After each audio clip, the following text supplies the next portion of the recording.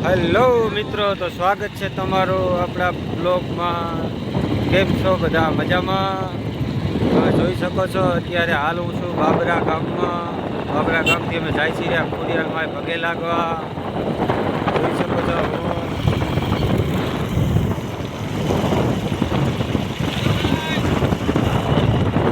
ભરત છે મારા શાળા અને લક્ષુ છે ભાઈ માણસ છે આખી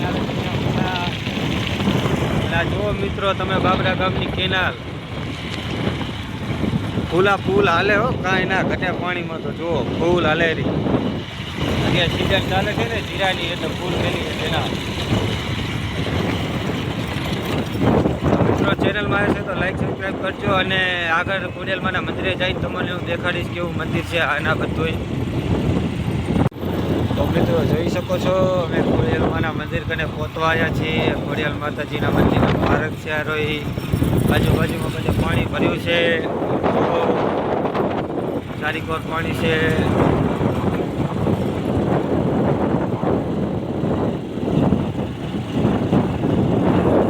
મંદિર આવી ગયું, ખોડિયાલ માતાજીનું મંદિર છે.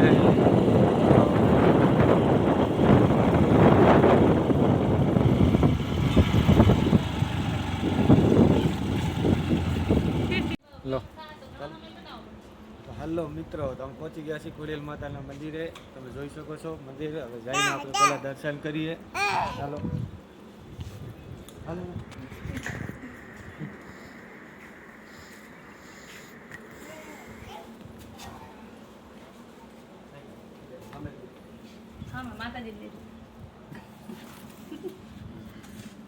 જોઈ શકો છો મિત્રો માતાજીનું મંદિર.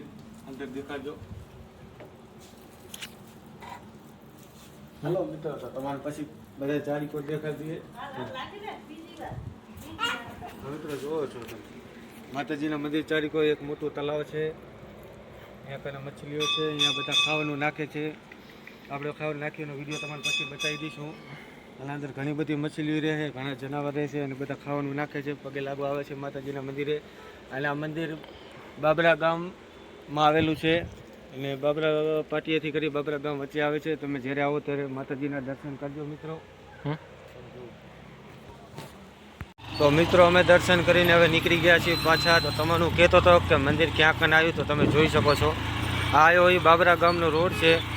આ બાજુ બાબરા પાટિયું છે, અને આ બાજુ બાબરા ગામ છે.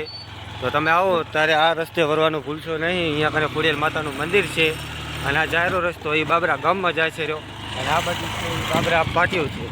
તો જ્યારે તમે હાલો ત્યારે દર્શન કરવાનું ભૂલશો નહીં મિત્રો. જય શ્રી કૃષ્ણ.